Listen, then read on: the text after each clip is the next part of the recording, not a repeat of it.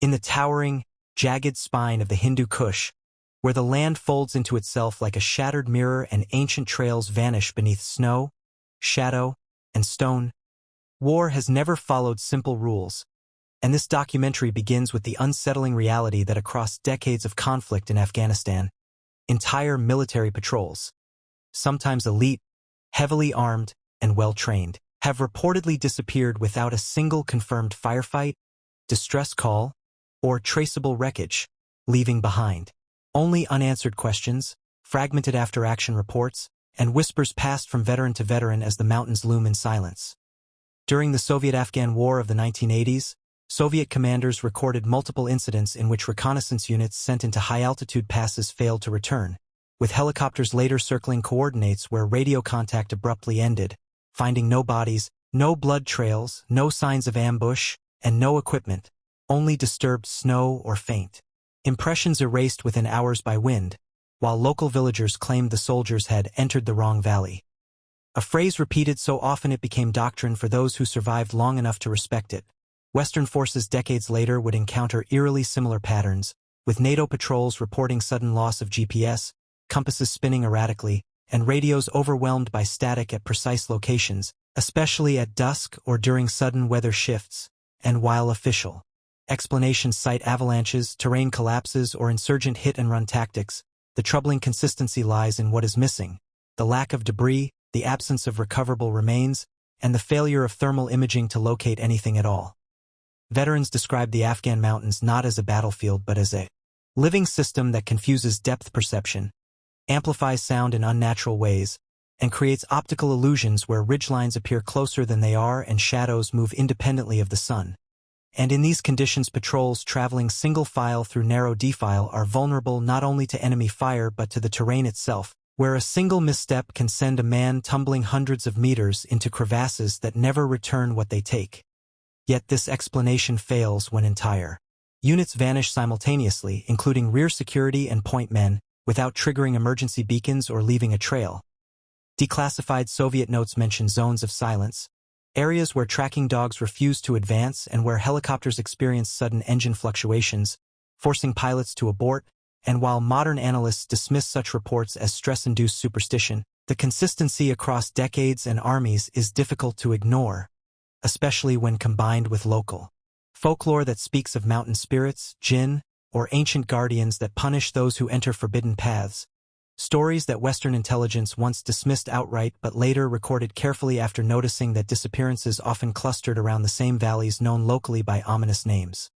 Soldiers recount hearing footsteps on rock where no one stood, seeing silhouettes on ridgelines that vanished when illuminated, and feeling an oppressive pressure, as if the air itself resisted movement, experiences often written off as combat fatigue until too many men describe the same sensations independently.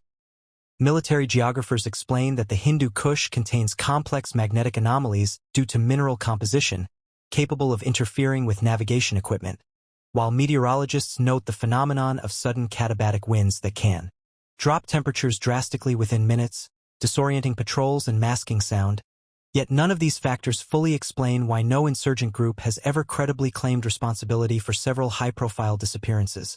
nor why no captured fighter has provided details matching the locations and timelines of missing units. In some cases, last transmissions are chillingly mundane, routine position checks, brief acknowledgments, followed by silence, with no indication of panic or engagement, as if the patrol simply stepped out of reality. And it is here that Part 1 ends, not with conclusions but with the central mystery intact, suspended between geology, warfare, and the unknown, setting the stage for deeper examination.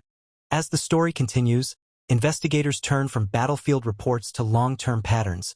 mapping incidents across decades and finding that many disappearances align with ancient trade routes and high passes used for centuries, suggesting that modern patrols unknowingly retrace paths long considered dangerous even by local standards.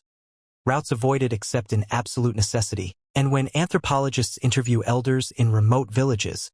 they hear consistent warnings about hollow valleys, where sound dies and travelers lose time, accounts that predate modern warfare by generations, while military psychologists reviewing survivor testimonies identify a phenomenon of collective disorientation,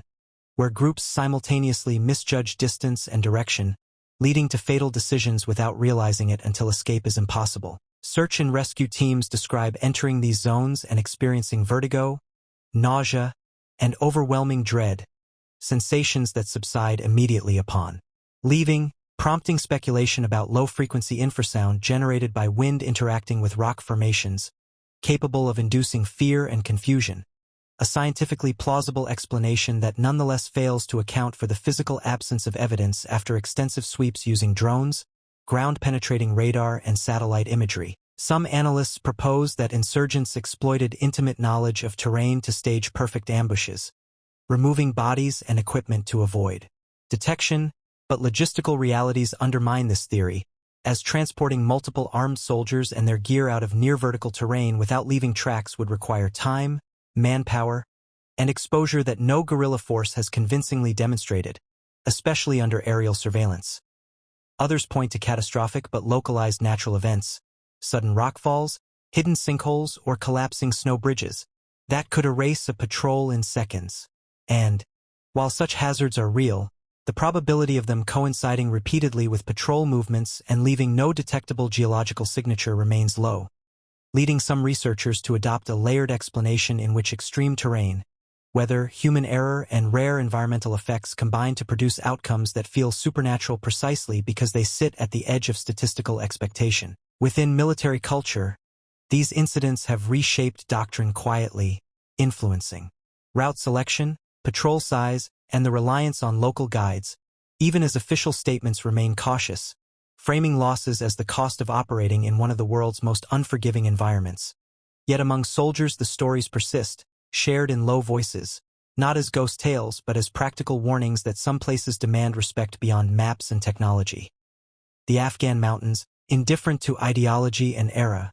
have outlasted every army that entered them, and the disappearances of entire patrols serve as a stark reminder that despite satellites and sensors, vast regions of the Earth still operate on rules not fully understood, where the line between known danger and unexplained loss blurs, and where the absence of answers is itself the final, unsettling conclusion,